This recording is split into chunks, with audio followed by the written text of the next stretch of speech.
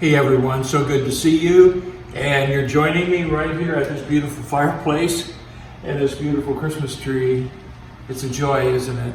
You know, I think about us and I think about how sometimes we just get this gift. We work really hard on a gift, to maybe give it to a child or another person. We think about it in our mind and how we're going to either buy it or make it or something, and then you give it to them and you're so excited about giving it to them. And then they just kind of, they don't respond really. Maybe they rip like a child, rip the paper off and then just cast your gift aside really and play with the box. And you say, what? I think we're the same way with God's gift to us.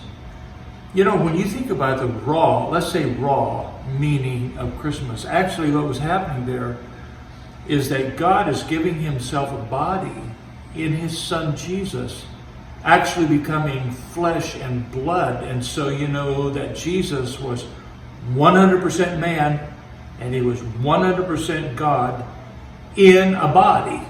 That's amazing. Why did he do that? Well, Hebrews chapter 2 is so wonderful because it actually outlines why God came in a body. In verse 9, we see Jesus, who was made a little lower than the angels for the suffering of death, crowned with glory and honor, that he, by the grace of God, should taste death for everyone.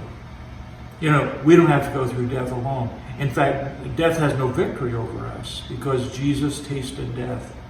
A second reason, it was fitting for him, for whom are all things and by whom are all things, to make the captain of our salvation perfect by bringing many sons to glory. And so a second reason is to bring sons to glory. And that's so awesome.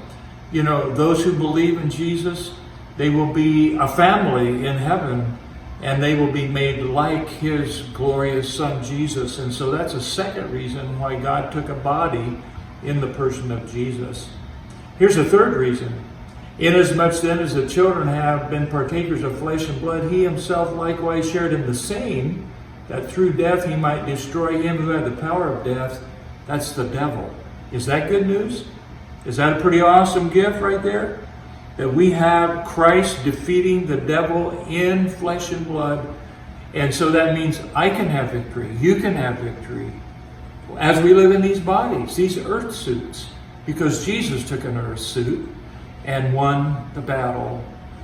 A fourth reason why Jesus took a body, therefore in all things, he had to be made like his brethren, that he might be a merciful and faithful high priest in things pertaining to God, to make propitiation for the sins of the people.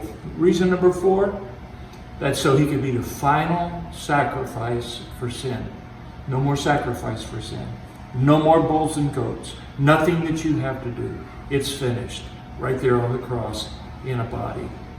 And then finally, number 5, for in that he himself has suffered being tempted, he is able to aid those who are tempted. And the word aid means to succor or tenderly take care of them, because everything that we suffer in the flesh, Jesus did.